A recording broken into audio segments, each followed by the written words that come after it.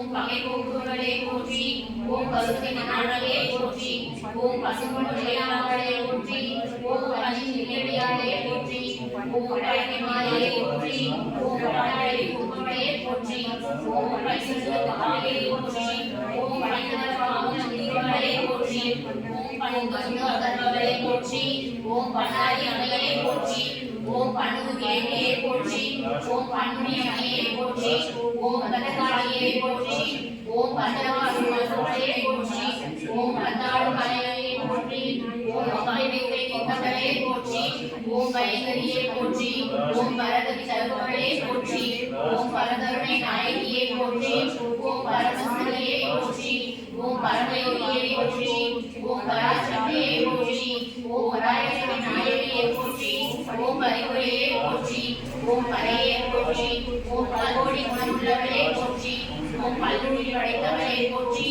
ஓம் பவளமுடியாமையே போற்றி, ஓம் மாமையே போற்றி, ஓம் பழங்களை வழங்கலை மாவையே போற்றி, ஓம் பழனத்தாயே போற்றி, ஓம் பழனிப்புறே வில்வப்பொடி அபிஷேகம். வில்வப்பொடி அபிஷேகம் நார்மலாக கடையில் வாங்கி பண்ணோம். ஆக்சுவலாக இந்த வில்வப்பொடி என்னென்னா தினமும் சிவபெருமானுக்கு ரொம்ப பிடிச்ச ஒரு வில்வ இலை. அந்த வில்வ இலை மேலே போட்டு அதை தினமும் நம்ம மாற்றுவோம்.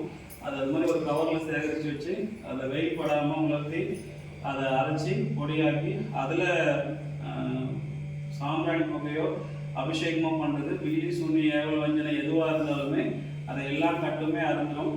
ஸோ சிவபெருமான் தான் ஆட்கள் அழித்து படைத்தல். அவர்கிட்ட இருக்கிற அனைத்து சக்திகளுமே தினமுமே அவருக்கு அந்த வில்வ இலையால் அபிஷேகம் பண்ணிட்டு தான் அவருக்கு வைப்போம். அந்த வில்வப்படி தான் இது. அதனால உங்களுக்கு ஏதாவது அந்த மாதிரியான கெட்ட சக்திகள் இருக்கு, கெட்ட கனவுகள் வருது, சூழ்நிலைகள் சரியில்லை அப்படின்னு மனசார வேண்டிக்கோங்க. அது எல்லாமே அவங்க பார்த்துப்பாங்க.